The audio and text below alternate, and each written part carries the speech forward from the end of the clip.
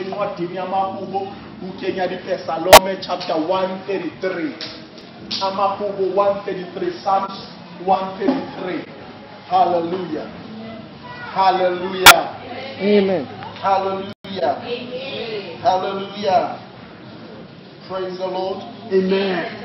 Praise the Lord. Shame the devil.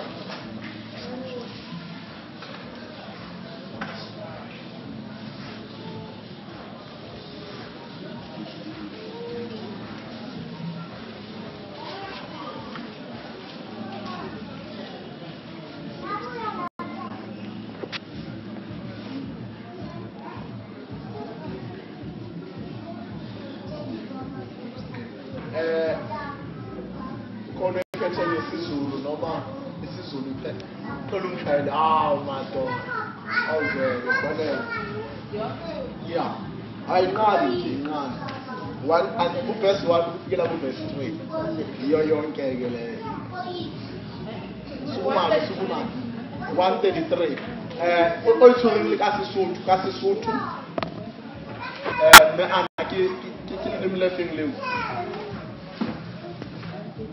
okay. Anyone got Sisutu? Valentine? Strong on a man. Unayo. We shall.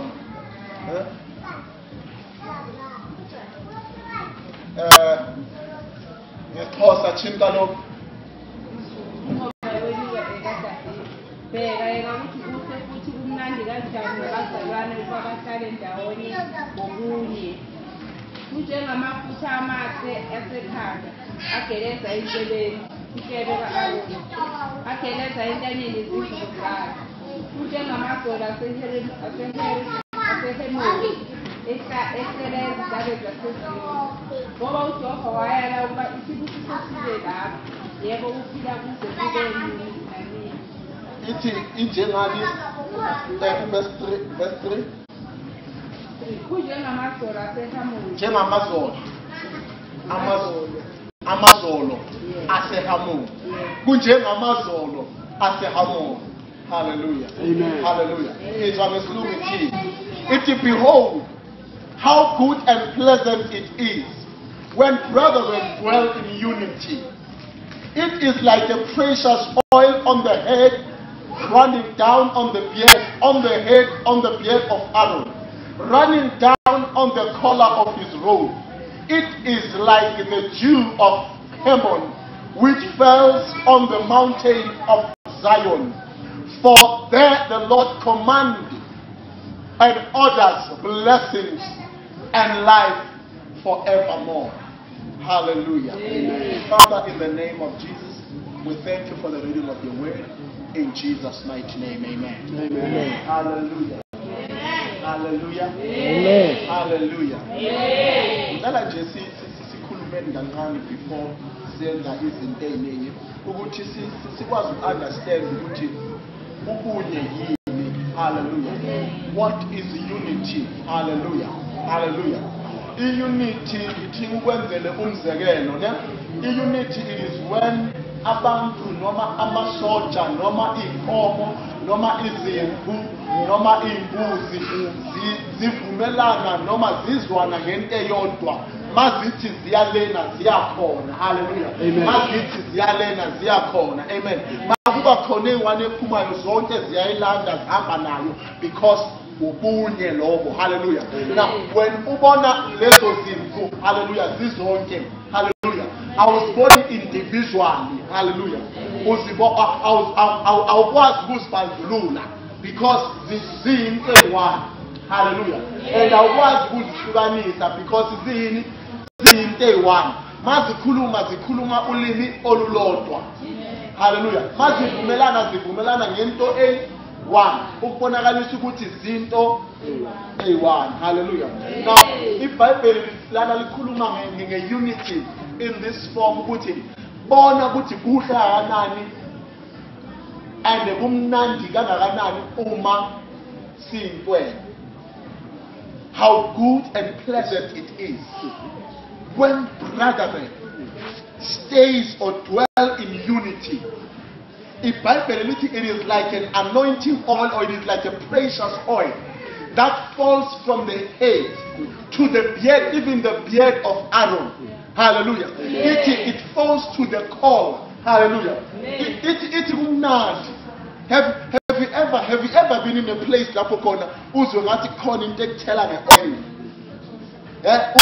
Uzongathi khona into ehambayo umfolo wakho uzuhleke nokuhleka. Hallelujah. iBhayibheli, this is how nice it is. Hallelujah. Hallelujah. Have you ever been in the presence of the Lord?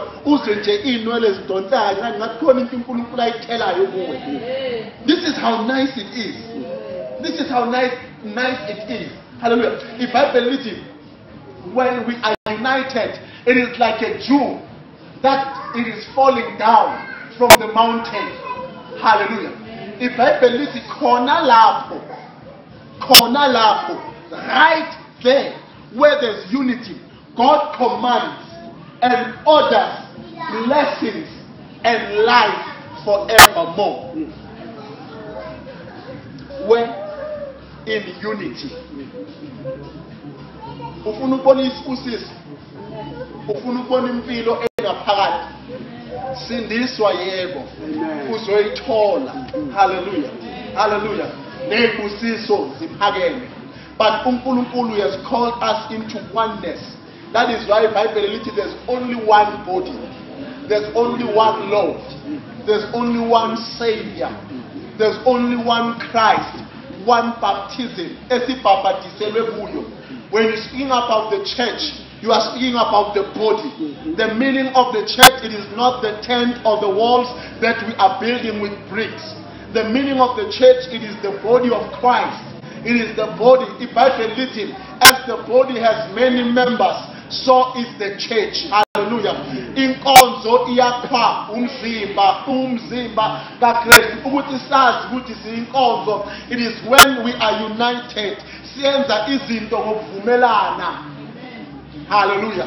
When we are divided, then we are not the church. Nanyizwa bazalwane. Masihlukene asisiyinkonzo. Umuntu mawulapha akusumzimba. Ingxenye yomzimba. It is the part of the body. A finger on its own is not a body, but it is the part of the body. A head on its own is not the body, but it's the part of the body. That is why a head cannot say that I will control myself. Hallelujah. Umuntu awukwazi ukuthi mina ngizozenzela eyami into ngoba mina ngumzimba. It needs all the part of the body. Now, when we are united, we are actually forming a functioning, well-functioning body. Hallelujah. But when we are divided, abanga isandla siyalena, ikhanda liyalena, inyawo liyalena, elinye liyalena, angeke ukwazi ukuhamba. Umkhawa wami nawo. How are we going to work? Hallelujah. Now, when the Bible speaks about unity, iBhayibheli lithi umnandi, yabona umzimba umnandi mawusebenzisana. It works well. Abanga mangihamba, yonke into ivumelana nami. Angihlali. Yabona manje mase umzimba wami ungasazwani la qala khona ukuhlala. When you see someone, we had someone obekalahlekelwe ingqondo endlini. I understand now ukuthi umzimba wakhe bongekho united.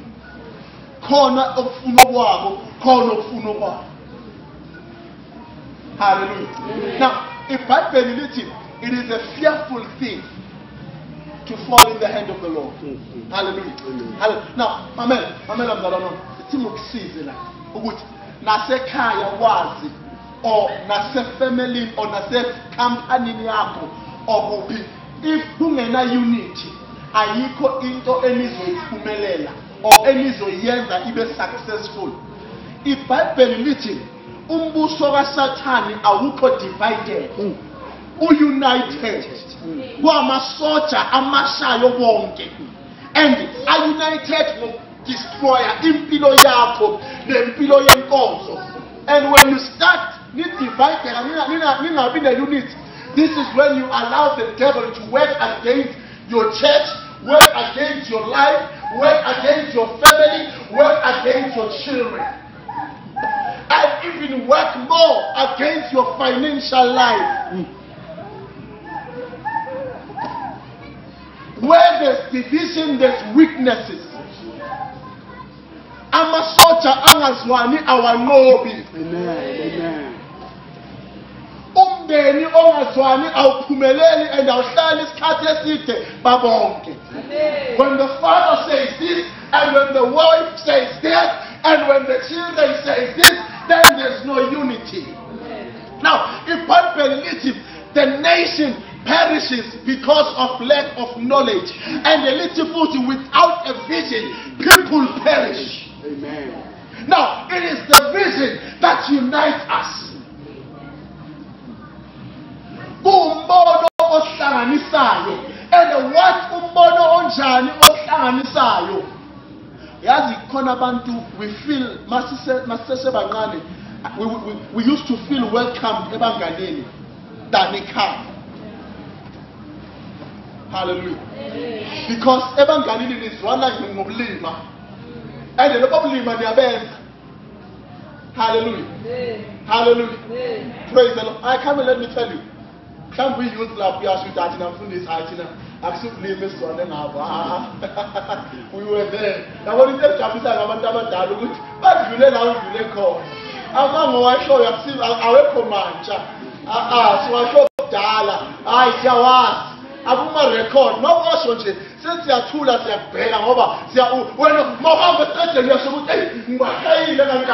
Mohammed said, and this is our sense that I just don't take it. Hallelujah. Because we were once there. The mistakes that we are saying, don't do them. We did them.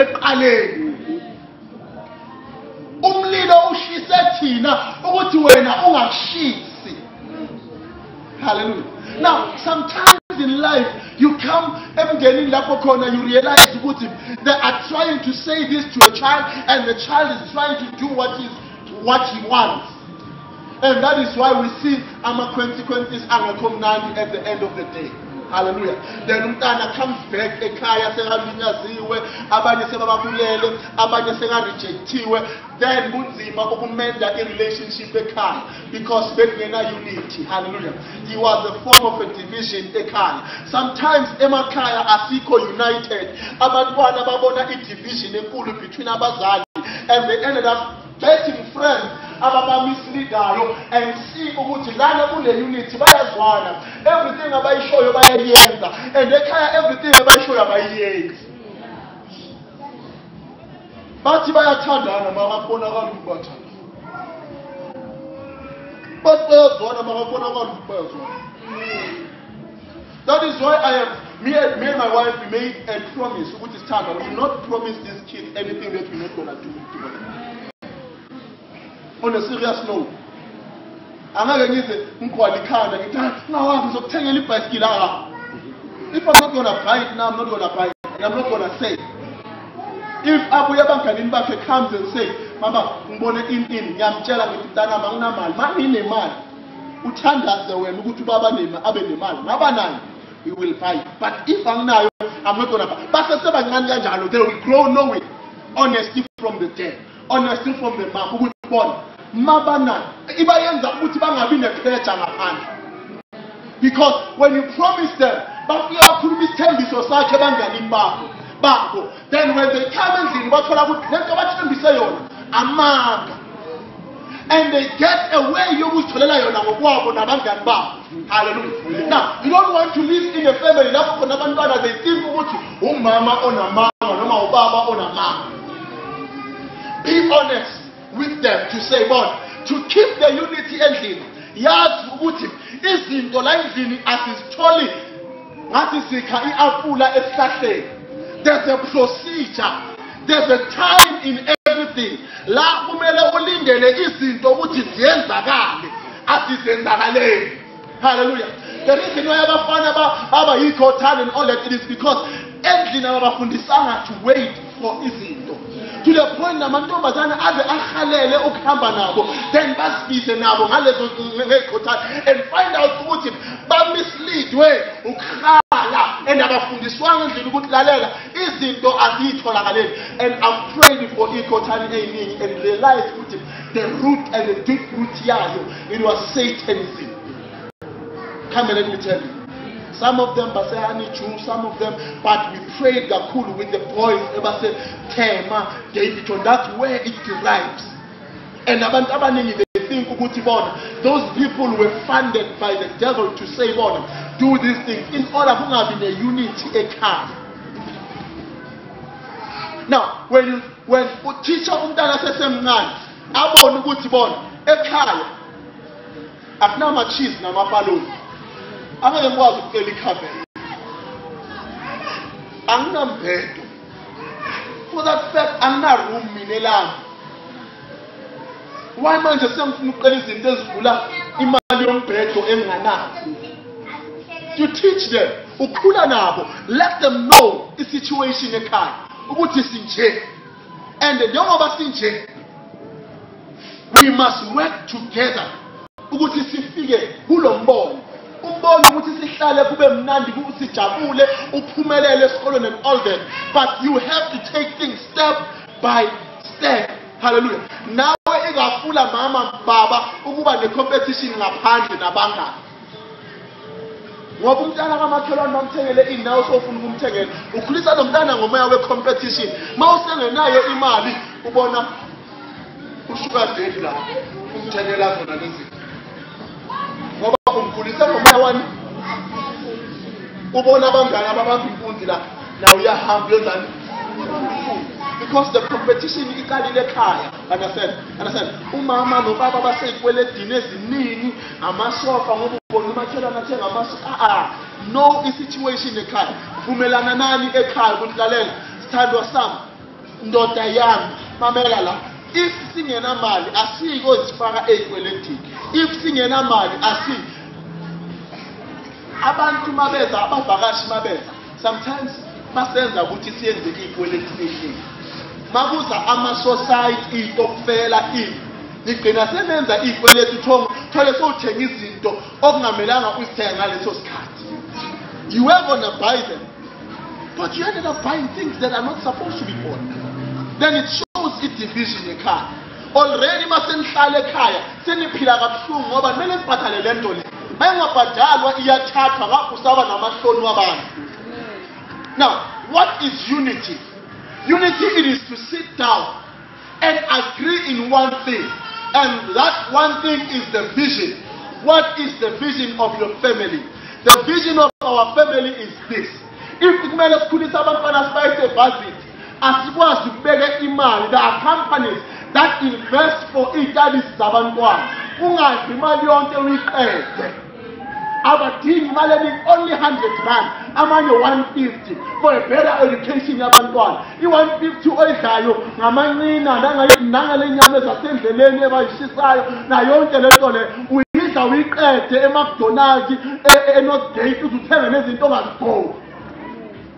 Instead of investing that money, that when it's needed, you are not struggling.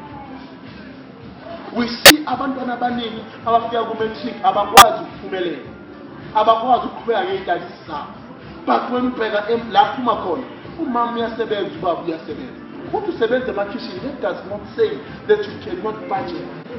How can you want ekhaya kudliwa inyama Monday to Monday instead yokuthi ubadlise kahle in order to save ukuthi kusasa yena akwazi ukuthenga inkomo?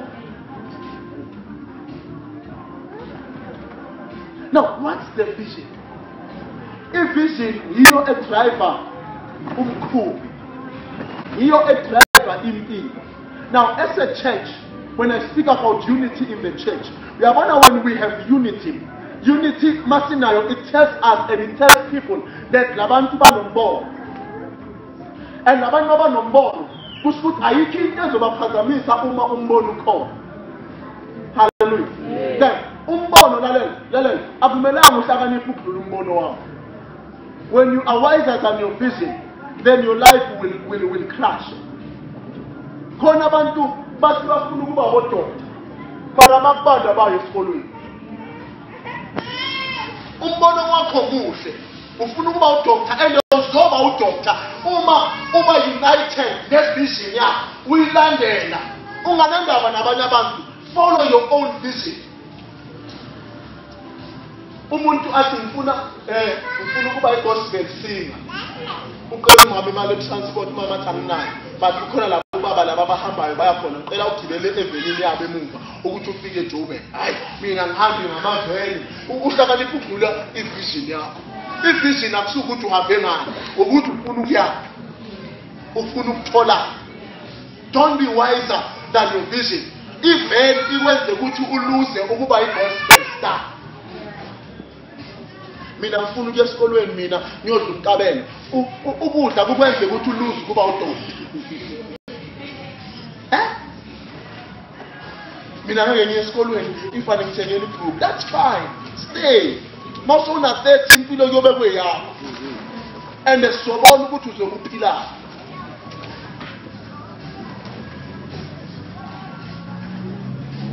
There's a boy makathanda ukuthi no mina hayi le mfuthi ngithwele ngami ekhaba zongibekela izinto mina vele akumelanga sonke sisebenze and all that. And then for sure umama wakhe ngoba athe washona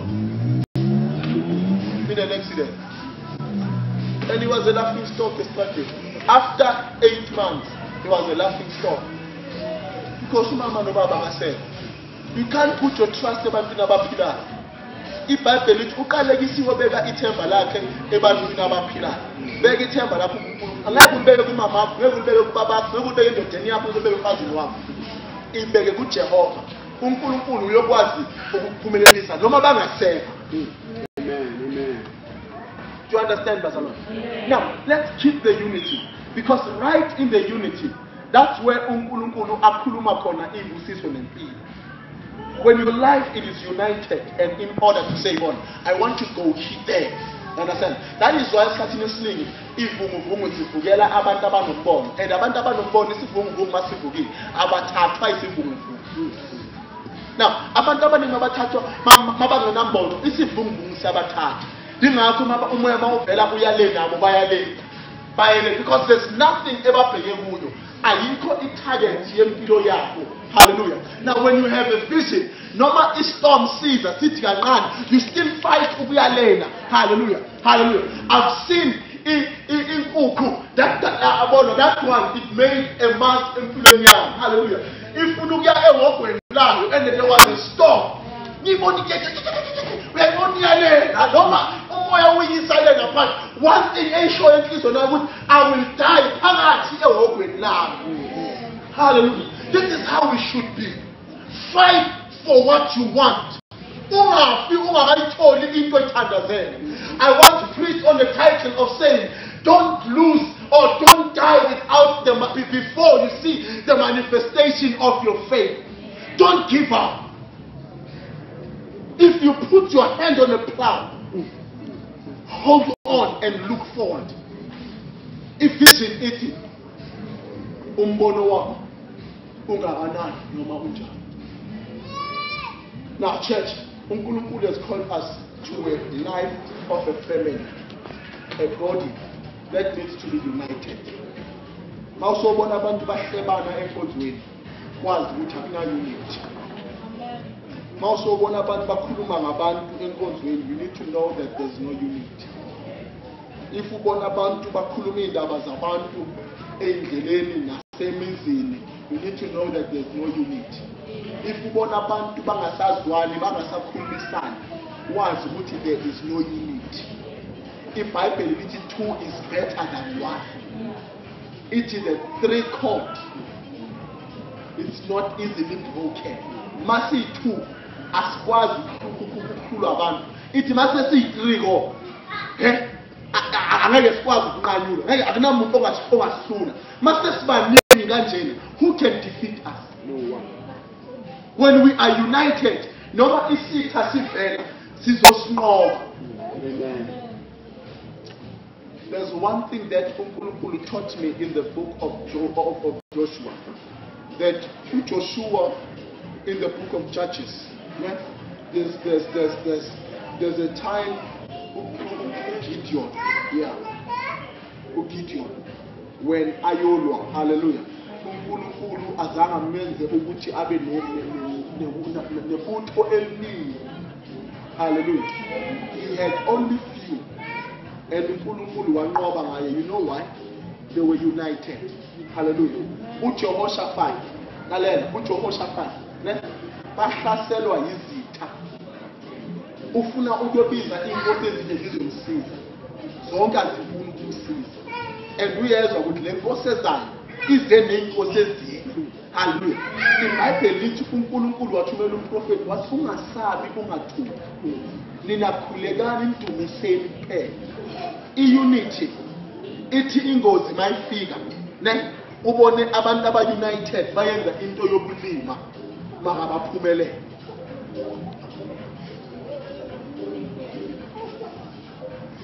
Baqula bahlabelela, abantu beza ney'bhamu, beza nemikhonto, beza namahashi nayo yonke le nto le nemililo, bona bayahlabelela.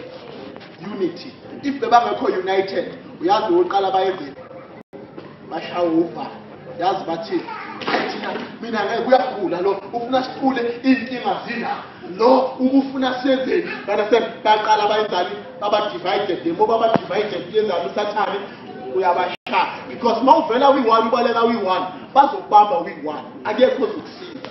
Understand? But masingena sisonke so, that is why iy'nyosi zinamandla. Mayi-one ungayidelela zithole zizonke. They are powerful. Amen. They are powerful. I've seen one thing. Tina ibuffalo, nayibona ibuffalo. Sibona ibhubezi kuyinkosi yasehlane yiyo. But ibuffalo, ibhubezi isabi ibuffalo. Mayiza kumele bayiphushele endaweni eyi-1. Abazifuni zizonke.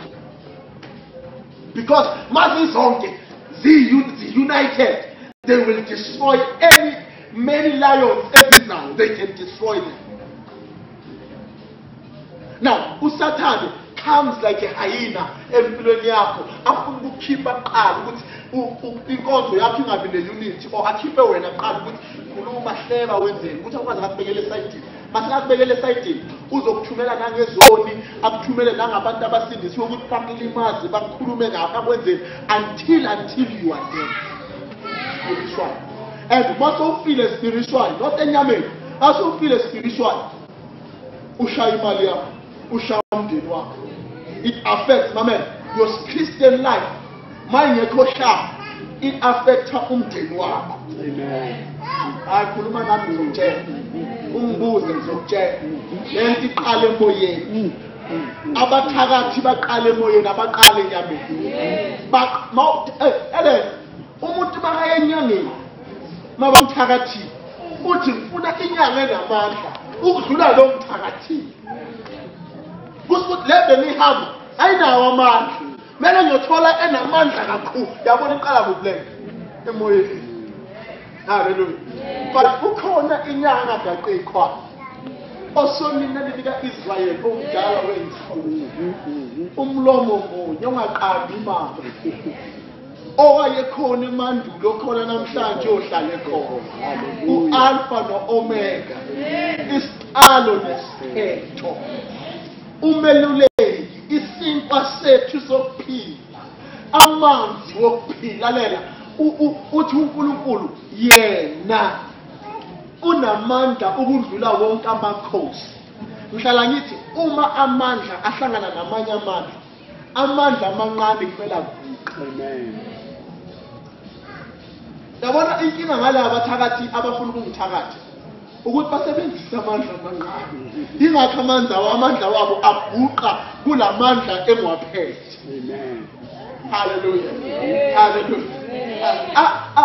Nabanye abafundisi baze bayoqinisa amabandla. Lalela, kukhona into ekhona uzoyizwa noma sohambile ukuthi le nto inamandla. Le inamandla. Akumelanga ukutshele ngemali. Mawuphethe le ikwazi ukukunikeza imali. Amen. Mina ungayithatha imali, uthathe indlu, uthathe yonke into, mawungathathi uJesu.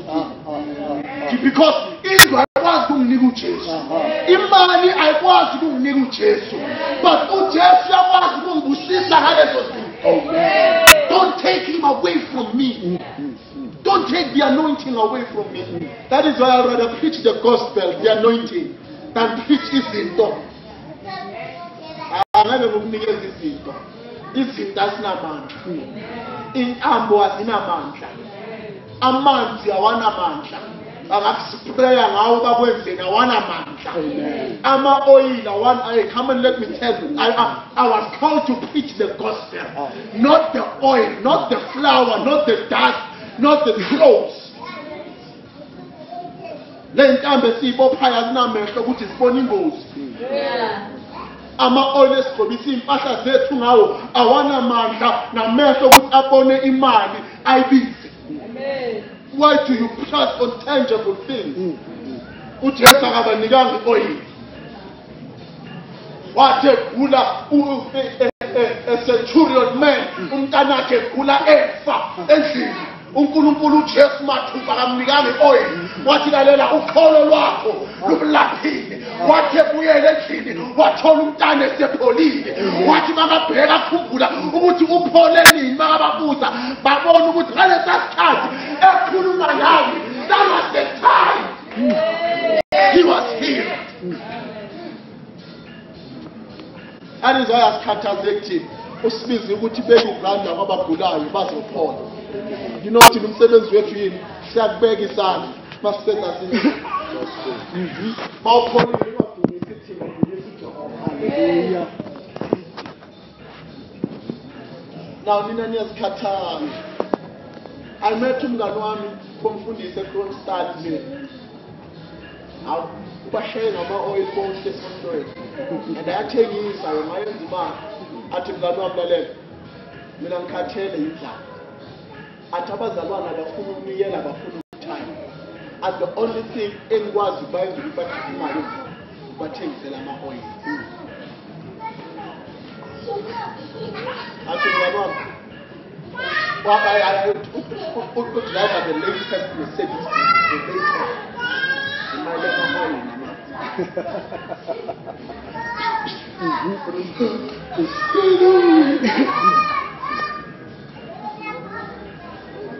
athi mngani wami ngakusitowela amabhodlela mngani wami kuningi. Ngahlala phansi.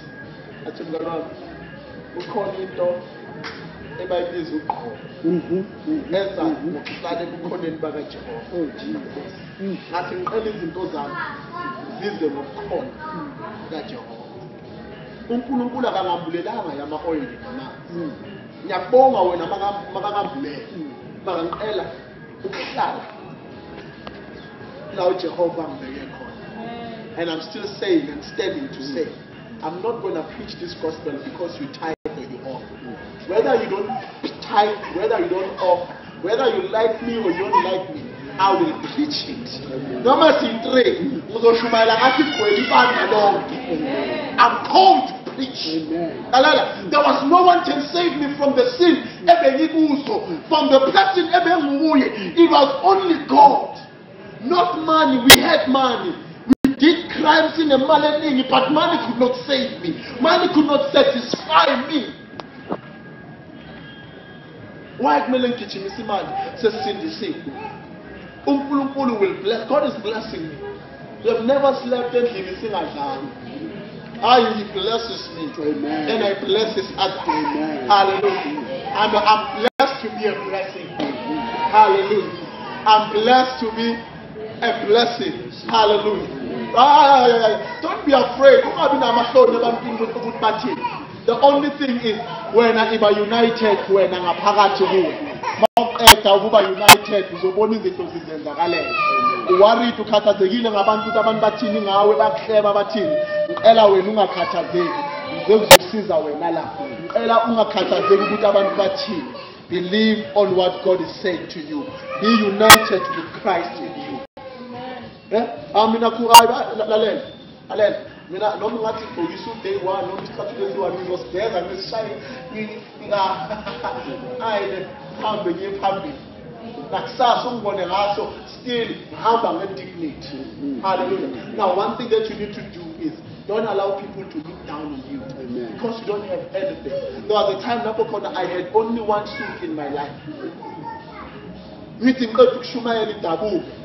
Ngikhumula itop ngibophela ukuthi abantu bangaboni. Ngithunge ngibuye ngayo futhi kusasa. And I will preach the storm out. Amen. And God, I knew that God uyangibona. Abantu bangahlala bahleka bayenzeni mara wena uyangibona.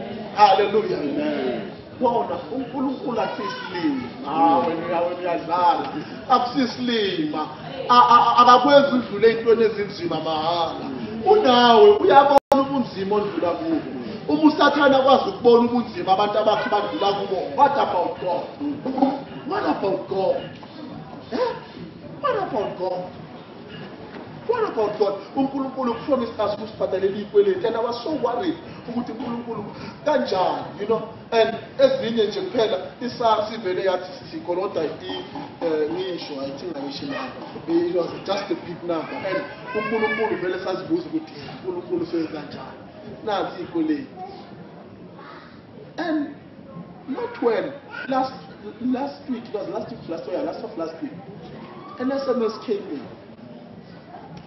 That is Sikolota 5,000. There's your man and cool and Ganga. Let us Sikolota yon. And it says penalty. When a man just so much email the SMS you would Pakolota Tinkulukul. Yes, and there's no anyhow, any way you would is another Polota. Ama returns way to our cannot be compared to the money Espacoleta. Now, what I want to say to you is, Bazalwan, be in unity with yourself. Be in unity with Christ in you, in order to maintain unity wako, in order to maintain unity in the church, and maintain unity in the community. Nangizwa Bazalwan. Ela iDPH ibe ne-unity. Le nto yokuhlebana yokukhulumana nabantu akungabi izinto zakule nkonzo. Amen. Akelani ukuvumela abantu baze ngaphume ngaphandle benze bazohlangahlanganisa impilo zenu la. Now that is why anginanabangani babafundisi. They know that when we start talking sikhuluma izwi noma I must uqala ukuhlebela ngomunye umfundisi ayesasazwa. Because uzongisusa unity yani. Ungithola ngithulile ngine-peace, ngine-sibusiso, ngine-life. Wena ufuna ukungisusa elifini nasesibusisweni. Hey, ma ungena-unity uphumile esibusisweni nasempilweni. Amen. Anything that makes it division ukuthi ibe khona, it is something engenasibusiso. Phumani bazalwane ey'ngxoxweni, nikelani ukukhuluma nabantu abangalethi ukuthula, abangalethi isibusiso. Ifuzwa umqoqo ukuthi lo mqoqo lo awulethi ukuthula, phuma kuwo. Amen. Ngiyizwa bazalwane. Mina into engijabulisayo ukuthi ngishumayela lento uNkulunkulu ayibekayo emoyeni wakhe. Amen. Yophuma kuwo ukuthi uyayithanda. Into ebuhlungu ukuthi bazalwane, abantu bayekela into izwi eliphilayo, elingacompromise. Bahambe baye enkonzweni lapho khona bayostava khona balambe ngenxa yokuthi ababatsheli iqiniso. Amen. I'll talk the truth. Amen. Ungazi noma senihambile ukuthi mamela noma ngasala ngiyi-1 la nizwazi ukuthi uyamfundisi loya, uyamfana or uyabhudo or uyababa or uyamhlu, whatever you call me, wakhuluma iqiniso wayibeka phansi ukuthi uyaphila la uyafa la. Mawufuna ukuphila okunaphakade, stay in unity with Christ. Mawufuna ukufa, be divided with Christ. uChrist uyazi ukuthi ufunani phakathi kwakho. Stop izinto enizenzayo, niqale nibe united noJesu, maqeda nibe united nabantu. Hallelujah. Hallelujah. When you are united noKristu, uyakwazi ukunite umndeni wakho, uyakwazi ukunite imali yakho, uyakwazi ukunite usasa lwakho, uyakwazi ukunite nabantu abasondelayo phambi kwakho, because they can see ukuthi you are united. But if ni united ngamanga, if in united ngokuhleba, if united ngokutshontsha, if in united ngobumenemene, if in united ngokubulala abantu, if in united ngokubhiliza imizi yabantu or ukuntshontshelana izinto or ukwenza bazalwane, you will not go anywhere. if ni united ngokukhuluma izwi, niba united ngokuthandaza, niba united ngokufasta, niba united ngokuyenza umsebenzi kaNkulunkulu, you will go far. Amen. You will go far. I thank God because the very same message in Mushumaila, she made us with Suthandazele she came with the scripture that we need to be united because we are from one body. 1 Corinthians. But why are we divided? Why there are contention? Why gunesim? You know why gunesim? Ukuthi nikhuluma too much ninemilomo. Ibani united nisebenzisa imilomo yenu either ekuhlebeni or either ekuthandazeni. Then you will be united. Amen. Nangizwa baba. Amen. Sebenzisa imilomo yenu entweni eyi-1 ekhaya. Ngilana ukusebenzisa imilomo yenu ngokuthethisana, ngokulwa. Umntana wakho saqabanga ukuze endlini ukuthi yo uqalileke loya. Yo ifivunguzela.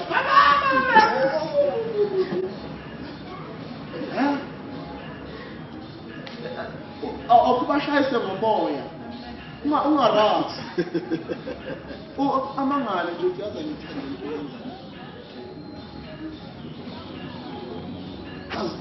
And then khona umunye mama abana labantu abathanda mina ngithanda le nkonzo zamanzi ngoba ngithanda into ekhathekayo. Lo mfundisi wathi lo azami ukumkhansela ne azami ukumkhansela uyabona lo mama lo hayi sinilima kanjani umfundisi uyabeza bakhuluma kampa athi khona omunye umfundisi ni amanzi wakhe ayasebenza umfundisi wambiza wathi iza la mana sel kunempe emshadweni wakhe impe enkulu kabi. Yes, umfundisi wathi mamela letha amanzi la letha lesifunu wathi ngiyathandazela uNkulunkulu ukuthi amanzi asebenze amtshela mamela ufuna uphuze lamanzi njalo lo baba makafika amakala wena uphuze lamanzi ngoba bhwini wabeke nje emlomeni uthandaze enhlizweni kuphela. Hayi for sure lo mama makafika endlini athi amanzi babaqala hey athulo mfazi. After inyanga hayi ubaba manje ushintshile. Hayi baba nawe uyabona ukuthi hey man kwenzakala hayi baba uyaqala uyezwa uyathula bana said umfazi agijima kumfundisi ngiyabona amanzi wakhe ayasebenza. Umfundisi athi hayi akusamanga ngikwenze ukuthi uphuze lamanzi ukuthi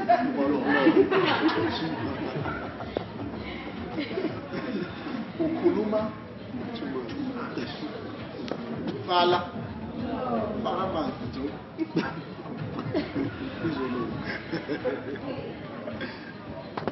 wena uyasho ukuthi lapha oyini kanti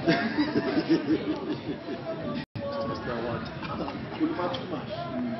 Hallelujah. Hallelujah. Ngizozeni uphotshwa ngama-oil nama-fish oil nama-curry powder. Hey bazalwane ziyabuya la malanga. Ngakutshela umuntu nomuntu ongathola anything angayithengisi. Abantu bathanda izinto. Ngiyakutshela mangathi manje uzani la I have a holy soil. Holy soil inhlabathi le ngiyithengisa abantu amabhodlela uzobona lokugcwala. Abantu basanithi ngithanda izinto. Now, then cut a lima, Dimoka, Kenya, Alimoto, and holy blood. Mauti, and immortal, I'm telling you, you will see them. Satan was saying, this is amazing, and 10 men, Bazalon, hesitate to take up. Go to the presence of God. Amen. I won't disappoint you. I've never disappointed you. Hallelujah. In these last days, I will raise my shepherd who will shepherd my flock with truth. Not telling them lies. Told them prophet that uthola imali uNkulunkulu ngaso sikhathi ufuna ukudlulisa qala la wena already so hayi mina lo msebenzi lona ngofuni ngoba uyangibambezela athi uNkulunkulu ufuna ukukunikeza leyo ngoba uze umuntu othi ukuphuphile. Hey bazalwane, stop it asingene umlandeleli izinto. We need to know what God is saying in our lives. That is why we need to be united with Christ. Ngizozo nabapostoli athi la mamela uNkulunkulu mzalwane wami, then you will see God do things. Amen. Now as a church Can we please listen to what God is saying? Amen. What I'm talking about is the confirmation in my message to I started the unit, promise unit. Two is better than one. Now, layer 2 might be better than 1. Hallelujah. Hallelujah. We are going for a conference in 3031 May, where we're going to preach a storm out. I've been praying and praying. Unkulunkulu is revealing things in my life. And there are people that have invited, friends, I'm telling you, apostles, that abakhuluma impilo in the life of a person yenzakala. Amen. Not bazalwane mina ngikhathele into yi-faith. Faith. Azingikhathele ukuzwa ithi mangiqeda isikoleti simile laba ngile ukuthi siyaphela. Faith. Faith gospel no. Faith gospel no. Sasizoba nendoda if indoda bakudlule bonke. Faith hayi ashumayela amadoda. Shumayela ivangeli. Amen. Ashumayela abafazi. Shumayela ivangeli. Abantu bahambile babashumayela abafazi beza bagqwala amadoda bahlangahlanganisa inkonzo balala nabantwana bayinkonzo bamosha inkonzo. Ashumayela imali. Bazile abantu ngamakhathi phakathi kwenkonzo bayenza amabhizinisi. Abantu bangena ekweledini kangaka ibandla laze laphuka. Ashumayela ivangeli. Ashumayela ini mamela bayeke bayenza izinto zabo emasayidini wena hlala evangelini. Amen. Hlala kuJehova. Angeke ngikunikeze igroza unless uNkulunkulu athenga ukunika. Angeke ngimbize ngamasobho. uNkulunkulu wangithumile ukuthi namhlanje yenzisa ubukhwishini, I will do it. Ade uNkulunkulu angahambulanga kimi, I'm not going to do it. I'm standing on the truth. uJesu akabizanga abantu ngezinkwa. Wazo batshela nalabo bebazile amultiply izinkwa wathi nina nizele izinkwa nizelanga izini. Hallelujah. Hallelujah. Angakuphize kuJesu ngama-fourth root, ama-clearance, ama-old clearance. Access. uJesu akusi old clearance. Why wena bakumele bakubize esontweni nge-old clearance? Nge-damage food yakudala yase-Shoprite or yase-Pick n Pay or yase-Woolworth. Sezipotshokile nokupotshoka. Hayi Yesu. Chief insindiso. Sifuna into ephilayo. Amen. Sifuna into ephilayo ethi uma uJacob wabamba ingelosi wabamba walwa nayo. Wathi lalela uma ungangibusisi. Wambiza uNkulunkulu wathi uNkulunkulu uma ungangibusisi angikuyeli. Ngifuna yamampela. Ngiyababona abanye bagijima neenkomo nezimvu, mina ngifuna yamampela isibusiso. Angifuni into ezoqedwa yimi abantwana bami bangabi nayo. Ngifuna abangibusisekile nabantwana bami babusiseke. Amen. Amen. I want even when I die, bangibona umfana mangena ngento engaka ngazi ukuthi uNkulunkulu ngiyabonga. Nabantwana bakhe ngazi ngenhliziyo satisfied ukuthi they are going to live a better life. Hallelujah.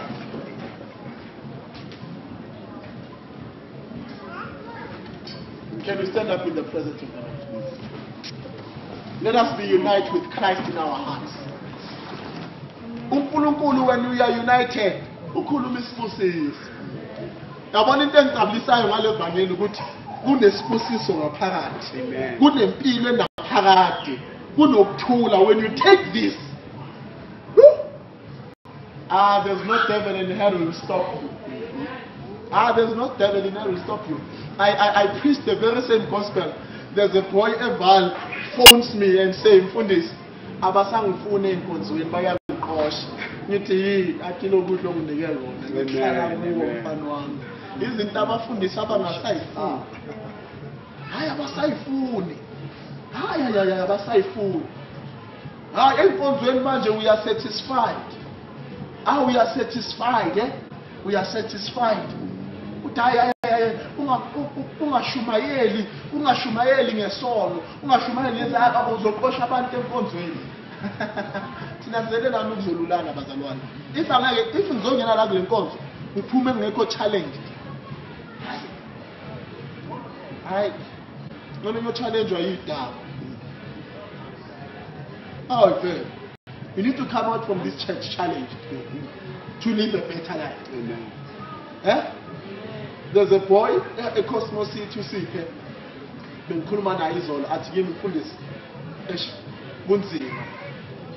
Ngithi lalela kuyoba nzima if awuphili ukukhuleka. Ngitshela about the mind, there's ingqondo yenyama nengqondo yomoya. Athi mara mfundisi makunjalo ke igrace ingenaphi? Ngoba masesona kumele sithole igrace. Ngithi ukhuluma iqiniso. But uPaul athi because of sithole umusa, should we continue sinning? IBhayibheli lithi God forbid. Hallelujah. Igrace yokuthi mosowonile, you come and say mama ucela uqolo ngonile. Ngamanye amagama, I'm not going to do that again. Hallelujah. Hallelujah. Amen. Mawukhona lana, you are living in a guilty conscience. Mhlawumbe uyazi ukuthi bona kukhona into oyenzile engaphathi kahle. Mhlawumbe ufuna ucela uqolo kumamakho, mhlawumbe ufuna ucela uqolo kubabakho, or mhlawumbe ufuna ucela uqolo kubantwana bakho, mhlawumbe ufuna ucela uqolo kwabanye abazalwane, or mhlawumbe ufuna ucela uqolo kuNkulunkulu. Mhlawumbe ufuna ukulungisa impilo yakho kabusha and say mfundisi, ngifuna ukuba ne-unity, ngifuna ukuba united kuqala kimi. Ingqondo yami umphefumulo wami ube united noJesu.